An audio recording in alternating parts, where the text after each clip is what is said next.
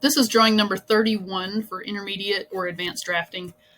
This is a pretty simple drawing, and it's a good first drawing for you to learn how to use SolidWorks on. All it is 2 different circles that are extruded, and I'm going to show you exactly how to do that. So in this tutorial, I'm going to give you a lot more information than you might hear in some of the other tutorials, just because this is the first one and you'll need to know this stuff. So when you open SolidWorks, you are going to have this box pop up. There's an option for a new part, new assembly, or a new drawing. The drawing is for a title block. So it's not like AutoCAD where you open the title block first and then draw inside the title block. You actually draw your part as a solid model, something like one of these, and then you add it to a title block and it places them in the spots that you need it. I'll show you how to do that as well. And then there's an assembly option where if you have 2 or 3 parts that all go together, you can actually assemble them together in one drawing area, and you can simulate how they work, how they bend, how they do certain things like that. You can also open Recent. It has Recents here. It has more up here. There's a Learn tab and Alerts tab. So I always like to start from here. If you do accidentally close this out, you can always start from here and just go to File and New, and that works as well. So we're going to go to a part, because this is just one single part.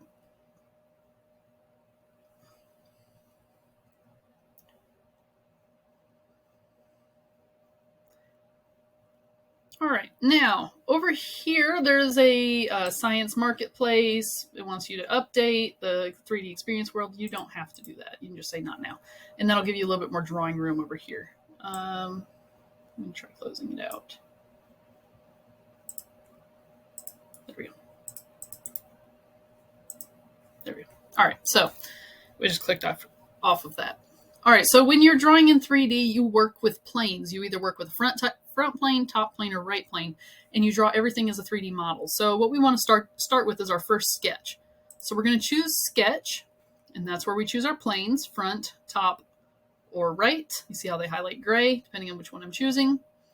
And we want to place it on the plane that this 3D model looks like it's sitting on. So it looks like it's like hanging on a wall maybe. So front plane would probably work best so that it looks like this one when we go to our drawing. So we're going to choose front plane.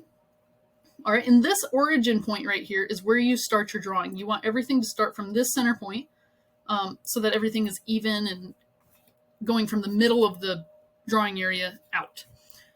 So we can do our bigger circle first, and it is a diameter of 40. So we go up here, we choose a circle. Now, this is just sketching what you want first and then extruding it later. So right now we just see a circle like in AutoCAD. When you bring the circle out, you see it says radius equals 1.02. You can't type in the diameter until after you click. So if I was to try to type in right now 1, it does nothing. Nothing pops up. And you can see over here on the left how it's grayed out where it's at. So it says like it's 4.4 now. There's 2.1, things like that. So once you click, that's when you can type in the distance. So now it pops up over here and it highlights it, and it is a diameter of 40. So it does it in radius. We need to divide that by 2 because radius is half of diameter. So we'll do 20. All right. So it made our circle a diameter of 20. You can also turn it. It's just a flat plane. Then you click the check mark, and that closes that sketch, or that specific object for the sketch. All right, so now the whole width of the cylinder piece is 30. So we've got a flat piece. We can't draw this other circle until we make this a 3D object. So we go to Features, Extrude Boss Base. There's also an Extrude Cut up here, and that's for if you're putting a hole through something. And then there's a hole wizard for if you're doing fillets or threads, things like that. There's a fillet tool. There's a linear pattern. There's a lot of different tools that you can use afterwards. So the length of this pops up right here. It's already highlighted, so you can just type it in, or you can highlight it and click it. You can change the direction. There, you can make a second direction if you want it to go both ways. You can make it thin. You can contour it. There's a lot of different options that you can use in SolidWorks. So this is a length of 30. When you click Enter, it automatically puts it to 30, but let's say you wanted to see what it would look like at 40. You can actually grab this arrow and drag it, and move it in and out wherever you want. And the dimensions down there in like a ruler form.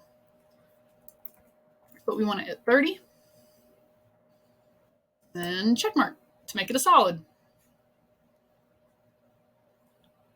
All right, so now we have our first cylinder. Now, some of the cool tools with SolidWorks is that you can change what it looks like. I can make it look like this. I could change it to shaded to where it looks like its actual part without the lines cutting it off. I can make it a line drawing. It's running very slow right now. I could show the hidden lines in it.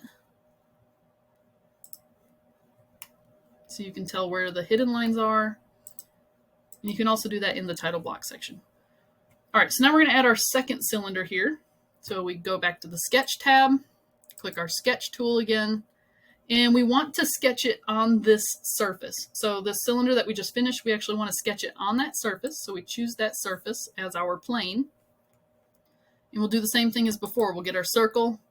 We click our center point because that's the origin. You click and you change the radius. This one is a diameter of 20, so the radius will be 10. All right, we check mark. And let's say we have several different sketches going on here and you want to go back and make sure things are organized right, separated enough, or you could go ahead and sketch everything how you wanted to and then go back and actually add the real measurements.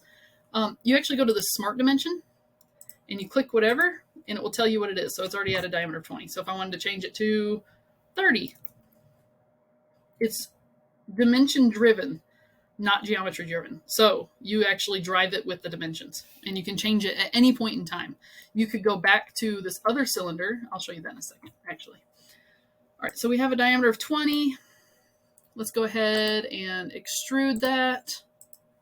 And it goes out another 30. If this isn't selected and already like going out, you'll have to select that circle. Because like if I wanted this outside circle and had another circle here, I could click it, click this, and it would go away and make this outer one make like a donut shape. All right, so it's a length of 30. Takes our last number. There we go. There's our whole part. Now, to show you some other tools that it has. Over here, there's a customization little thing, appearance. You can change the color of it. You just grab it and drop it and drag. Let's go.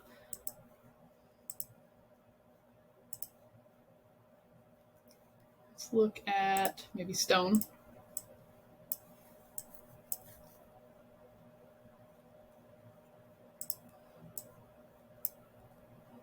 There we go. Well, it's not going to work. So you could drag and drop those themes on here and it changes the appearance of the way it looks. Might just be too slow right now. And then also, like if we wanted to use fillet, you would actually do the fillet after you draw it. You wouldn't draw it beforehand. So if I wanted to use this fillet, let's say there's a curve here. I would go in here. Let's say it's a 0.25. And I click that and it rounds the edges. And you can see if I zoom in how it automatically rounds it. And you can see the preview of it before you actually do it. So let's change it to like 5 now. And if I was to push the check mark, it makes it a solid. All right. Now, if I wanted to go back and edit this first cylinder, because let's say I made it the wrong size, I accidentally did a radius of 40 instead of a diameter of 40, I would click this little arrow down, and there's a sketch. Just left click it. And then you can edit the sketch plane. If you wanted to edit the feature, like this was supposed to be 40 and I only did a 30, I could go to edit feature. You can rename your layers if you want to, if you're working with a whole bunch, you could rename them so that they're not as confusing. But let's say we want to go and change the sketch. We go to edit sketch and it has the original one there without the add-ons afterwards.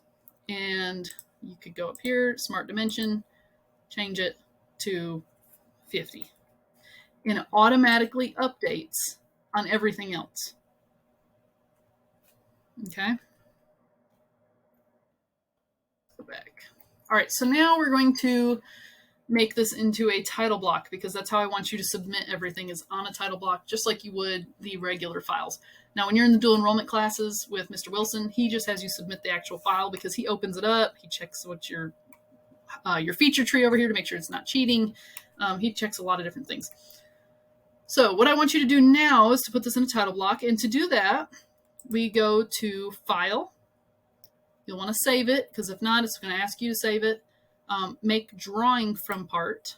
See, I didn't save it, so it's going to say Save and Insert. We'll save it as 1.31, or this would actually be 2.31.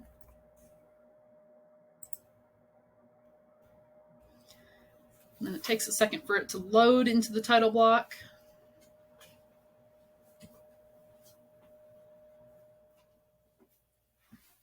All right, and then we choose our title block that we want it to be on. So there's a lot of different options here, but the one that's closest to the paper that we use, 8.5 by 11. Oh, here's the width and height down here. There's an 8.5 by 11, but it goes portrait instead of landscape. There's the correct one, 8.5 by 11, landscape, A and Z. There's lots of different ones. If you wanted to put it on a tabloid sheet, you would do this B and Z. That's 17 by 11. All right, so we click OK. Now, this is the really simple and really, I enjoy doing it because it's so easy. When you're putting a drawing or your part onto your title block, you just drag and drop. So we want to make it look like this, and then we could add a couple more details. So let's do the top. We drag it, we place it, and let's say we wanted the top, but it's not showing the one circle. We can do a hidden, and it places it above. You go to the left, and it shows it there, bottom, the right, top.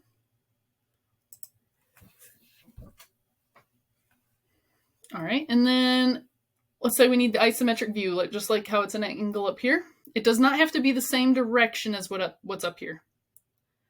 And you can also move it. So let's see how it's over the edge of the paper. After you place it, do the check mark, you can go back here and you can move it however you need to. You can also move these and it follows together to keep them in line, because remember when we do multi-view drawings, everything's in line with each other. Let's say we didn't get this far enough away from the edge of the title block, or we want it centered on the page, you would just move it around till it fits perfectly. So we're going to go like that. There's lots of different options that you can use over here. If we want to make this look like a solid piece, you can click the box and then change the style over here so that it's grayed out. Now it matches just like the book does. You can also insert pieces on exactly the way that it's sitting in your drawing. So like this is exactly how it looks up here. Let's say I want that instead. I can click this and delete. Oh, this pops up. Delete that view. I want it shaded. All right, so now it looks exactly like that. And now we're going to add dimensions. So under annotation right here, also if you never need anything, it's up here. There's break views, there's detail views, remove sections, auxiliary views, everything like that. Under annotation, there's a smart dimension tool. There's also notes up here if you need to add notes. And then you just go through here and click each of the lines. And these half circles you see here places it perfectly on each side of the part with the same distance that it should be. It lines them up. See how it lines them up perfect in line, just like it should be. It even shows the diameter of 20 here instead of radius.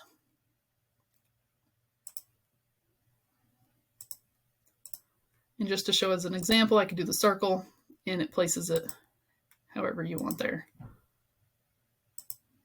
All right, so you see how it's kind of crowded now. We can move our part still if we wanted to, let's say move it up to there and delete this dimension out of here, we could. And it makes it nice and clean. You see everything on the drawing like you should. And yeah, so the only thing we have left to do now, oh, there's a center line on the center of the circle. So there's a center line tool. And it puts it right down the center.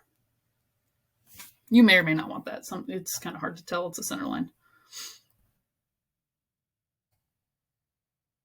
All right, so now the only thing we need to do is edit the title block so that we can put our name in here, put when it was drawn, who drew it, the title of it, things like that. So I'm going to delete those center lines out. To edit the sheet, we're going to go to sheet format, edit sheet format.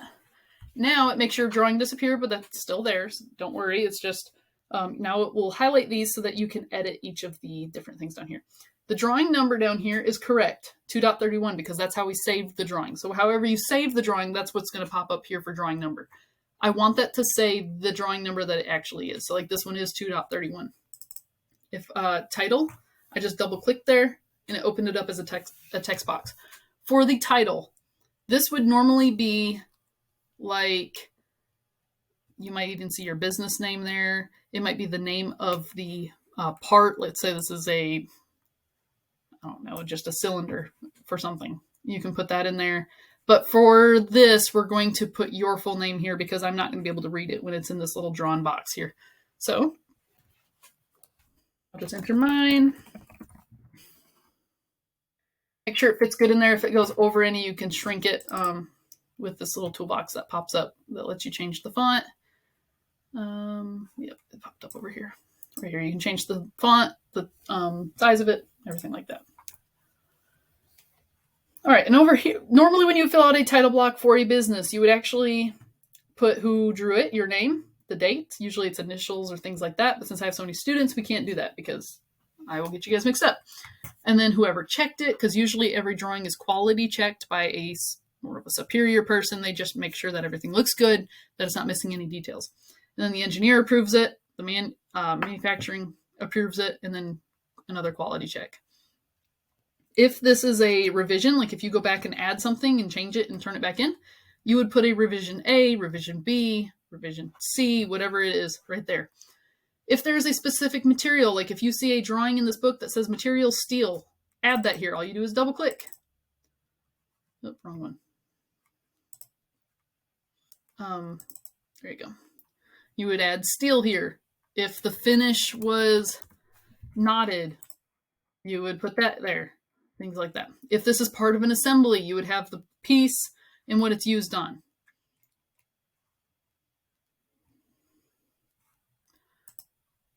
All right, if you have any other questions about the program, please let me know.